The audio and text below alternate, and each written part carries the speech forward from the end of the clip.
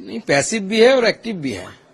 हर जगह पे जो तृणमूल कांग्रेस के लोग ही पकड़े जा रहे हैं, जो आधार कार्ड बनाने की मशीनरी चला रहे हैं, फेक आधार कार्ड, फेक वोटर कार्ड, तो वो कौन है? नदिया से पकड़ा गया, कहीं पे मुर्शिदाबाद में, कहीं पे आपका नॉर्थ 24 परगना से पकड़ा जा रहा है। जो भी पकड़ा जा रहा है, इवन जो एज ए टेररिस्ट पकड़ा जा रहा है, उसके साथ तृणमूल के कोई ना कोई पंचायत मेंबर, कोई ना कोई जिला परिषद के मेंबर, किसी ना किसी का किसी तरीके का रिलेशनशिप भी है, मतलब दे आर रिलेटिव्स। तो ये पूरा दर्शाता है कि पश्चिम बंगाल में टैसिट अंडरस्टैंडिंग है, और इस टैसिट अंडरस्टैंडिंग के तहत ममता बनर्जी पूरी 5 साल इन लोगों को छूट दे देती है कि आप भारत के खिलाफ जो चाहिए करिए, और इलेक्शन के समय इनका काम होता है फतवा देकर तृणमूल के पक्ष में वोट कराना। यही काम है इन लोगों का। देखिए, पहली बात यह है कि त्रिपुरा और आसाम में पूरा बॉर्डर फेंसिंग हो चुका है लगभग। बंगाल में अभी फेंसिंग नहीं हुआ। फेंसिंग क्यों नहीं हुआ? आपने लैंड नहीं दिया, तो फेंसिंग के बिना आप लोगों को रोकेंगे कैसे? दूसरी बात है कि बीएसएफ का जुरिस्डिक्शन एक हद तक होता है, सर्टेन किलोमीटर तक होता है, 15 किलोमीटर तक होता है। उसके अंदर जब घुस जाते हैं तो पुलिस की जुरिस्डिक्शन है। तो पुलिस अगर है, पुलिस की जुरिस्डिक्शन है, तो पुलिस का काम क्या है? सिर्फ तृणमूल नेताओं की सिक्योरिटी देखना और बीजेपी नेताओं को केस देना, ये काम है क्या पुलिस का?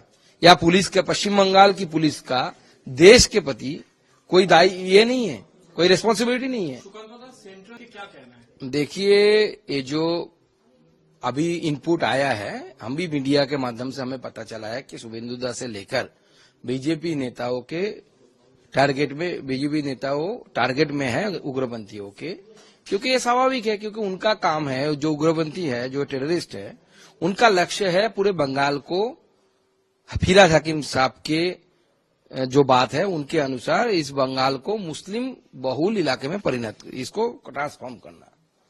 तो उसमें बाधा कौन है? बाधा बीजेपी है, जो ये नहीं चाहती है कि हम चाहते हैं कि बंगाल जैसे बना है ऐसे ही रहे। बंगाल में हिंदू को बंगाल बनाया गया था उस समय, पाकिस्तान से छीन के लाके इसको डॉक्टर श्यामा प्रसाद मुखर्जी ने बनाया था as a homeland of Hindus, Bengali Hindus. हम चाहते कि वो रहे, तो स्वाभाविक है वो हिट लिस्ट में हम ही रहेंगे। तृणमूल के नेता तो उनको हेल्प कर रहे हैं। अगर तृणमूल हेल्प नहीं करता तो तृणमूल के नेता हिट लिस्ट में रहते ना, अभिषेक बनर्जी रहते, ममता बनर्जी रहते, तो उनको हिट लिस्ट में नहीं है, क्योंकि ममता बनर्जी जब तक सीएम बने रहेंगे तब तक इन टेररिस्ट के लिए बल्ले बल्ले है, वो अपने काम चलाते जाएंगे, ममता बनर्जी का प्रोत्साहन मिलता रहेगा उनको। यही इंटेल कह रहा है, यही या तो देखिए, त्रिपुरा में हमारी बीजेपी की राष्ट्रवादी सरकार है, और वहां पे doctor Manik Shah, professor doctor Manik Shah, वो हमारे चीफ मिनिस्टर है, और इस विषय में वो 100% प्रतिबद्ध है। लेकिन पश्चिम बंगाल में दुर्भाग्यवश ऐसा सरकार है जिनकी कार्रवाई से लगता है कि वो भारत का नहीं, भारत के किसी शत्रु एनिमी स्टेट का मुखिया है। और जिस तरीके से तृणमूल कांग्रेस के एक के बाद एक मुस्लिम नेता का बयान आ रहा है कि पश्चिम बंगाल को हमें 50% मुस्लिम, 50% से ज्यादा मुस्लिम मेजोरिटी स्टेट बनाना है। कोई बोल रहा है कि पूरा कलकत्ता वाकफ की प्रॉपर्टी है, मतलब जब चाहे हमें भगा दें। कोई बोल रहा है कि हम मुर्शिदाबाद में बाबरी मस्जिद बनाएंगे। तो इस तरीके की जो बातें आ रही है वो दर्शाता है कि पश्चिम बंगाल की तृणमूल कांग्रेस की सरकार और पार्टी डायरेक्टली या पैसिवली इन सब टेररिस्टों को हेल्प कर रही है, और वो उधर एक के बाद एक प्रूफ भी आ रहा है।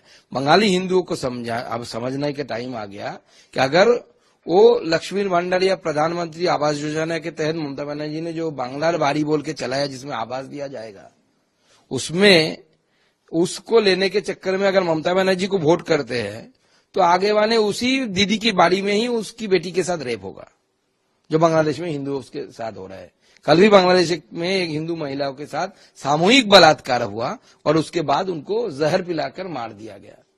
तो ये जो उग्रपंथी है, उनके जो मानसिकता है, जो रेडिकल इस्लाम का प्रचार करते हैं, इस इस्लामिक माइंडसेट जो रेडिकल माइंडसेट है, इस रेडिकल माइंडसेट से पश्चिम बंगाल को बचाना है।